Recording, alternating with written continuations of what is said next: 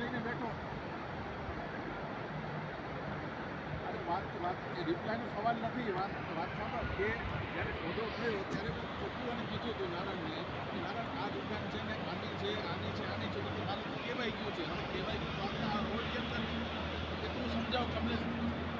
હવે વાત સાંભળ નારાયણ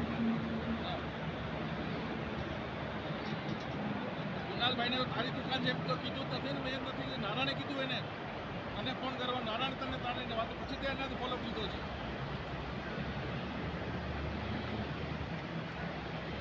મને નારાયણે કીધું વાત તો સાંભળ. મને નારાયણે કીધું મેં નથી કહ્યું કાંઈ. મેં નારાયણે કીધું એટલે કહ્યું એમને પ્રમાણે કરું. નારાયણે કીધું આની દુકાન છે. મેં કીધું આની દુકાન છે. નારાયણ કીધું કામ કરો ને તમે દીપકના પૈસાની જરૂર છે હું તમારી રીતે વાત કરતા રહેતી છે.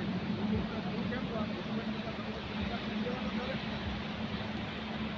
વાત કઈ વિચાર આવે મારે કહેવાય કે હવે કેમ કરું હવે ખોટો થશે આપણું નામ ખરાબ થાય નામ થાય આ માટે મેં કીધું તમારે આ વસ્તુ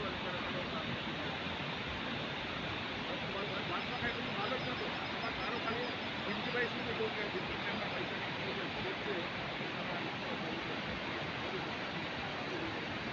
આમ મારી ગયો અમે લોકો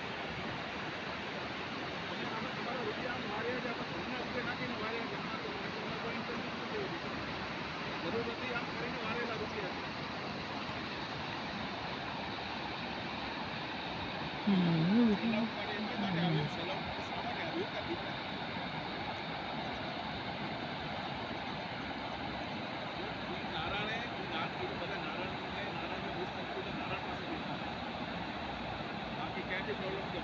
મને પણ ડાયરેક્ટ ફોન આવ્યો જ ને દીપક તો ના જ પાડી દે. સીધું સ્પષ્ટ આવી જાય ને કે આ દુકાન નારાયણ કહી દે નારાયણ આ દીપક કહી દે